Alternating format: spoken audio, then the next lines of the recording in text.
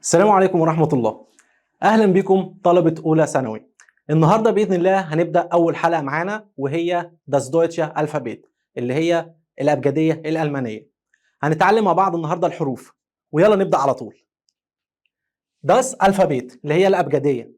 Das Deutsche Alphabet معناها الأبجدية الألمانية. نبدأ معانا بأول حرف اللي هو A. بالظبط زي ما يكون واحد ضربك بتقول هي دي B A B C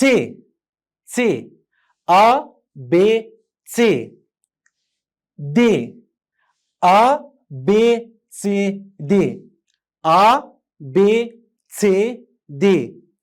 هنا ما اسمهاش سي، اسمها سي ملناش دعوة بالانجلش يا جماعة، اسمها سي. يبقى تاني A B C D A B C D.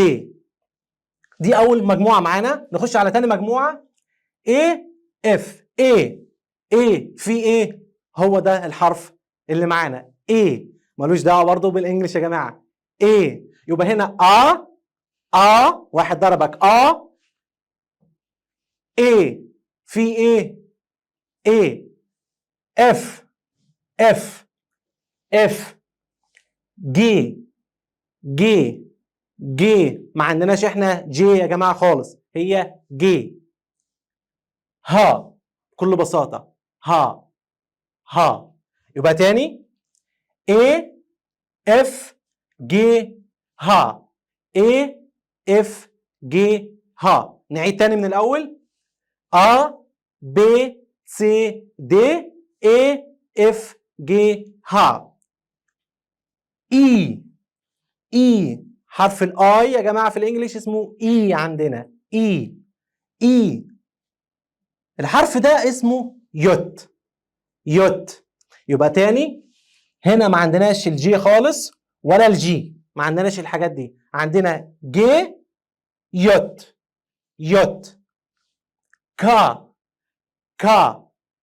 كا تاني اي يوت كا.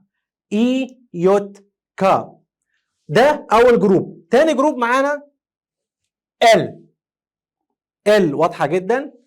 ام ان يبقى تاني ال ام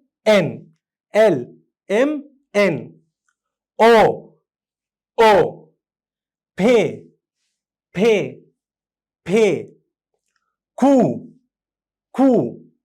كو تاني ال ام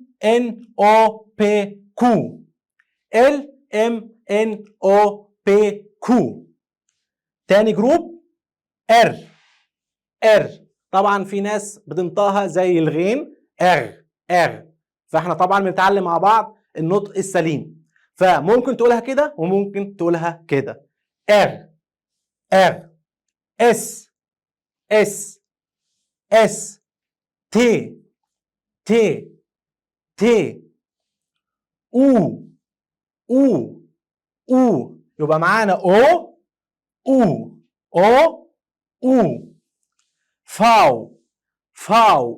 فاو اللي هي الفي في الانجليش يا جماعه اسمها فاو.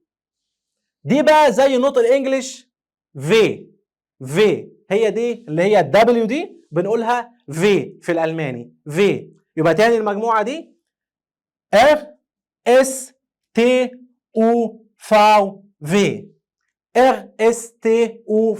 في اخر ثلاث حروف معانا اكس سهله. اكس ابسلون الحرف ده طبعا هيعرفوه الجماعه بتوع الرياضه. ابسلون ده مش واي خالص، اسمه ابسلون. اسم الحرف ده اسمه كده ابسلون. طبعا في الكلام انت مش هتنطقه ابسلون، هنعرف مع بعض طبعا ازاي بننطق الحروف دي في وسط الكلمات، بس هنا اسمه ابسلون كحرف. ست اخر حرف معانا مش زد. ست وقبلها تي يبقى ست بكل بساطه. نعيد تاني الحروف كلها من الاول مع بعض مره واحده.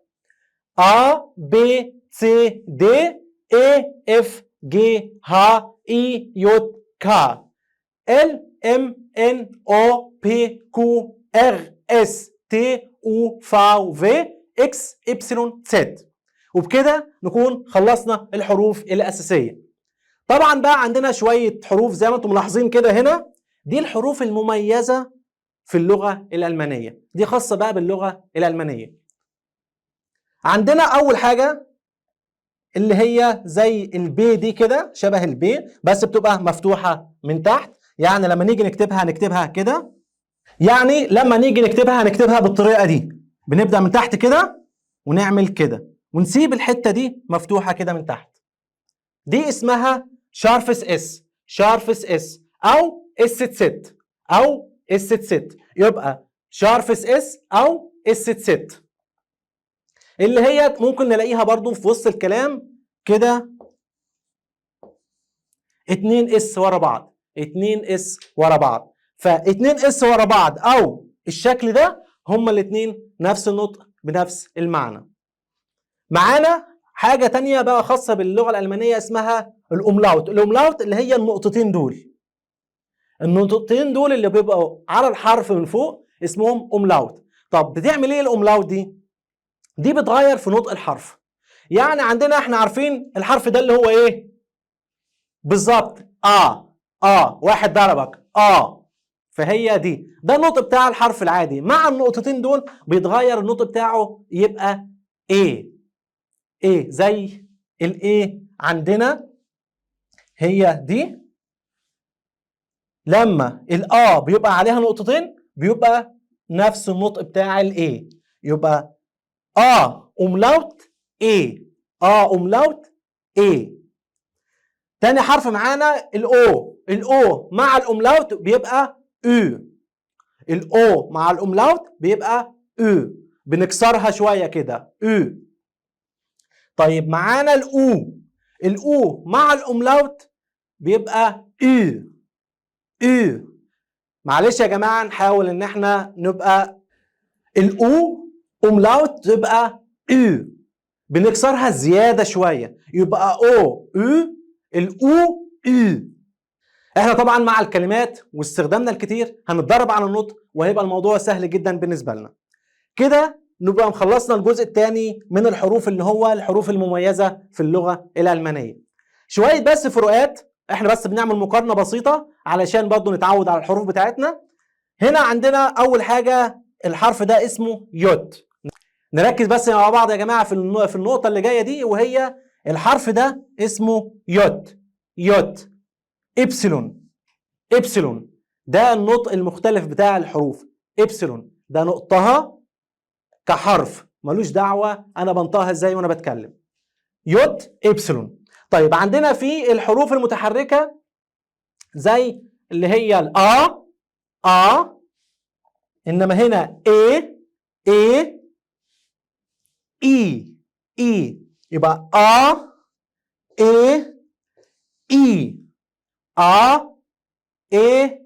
اي.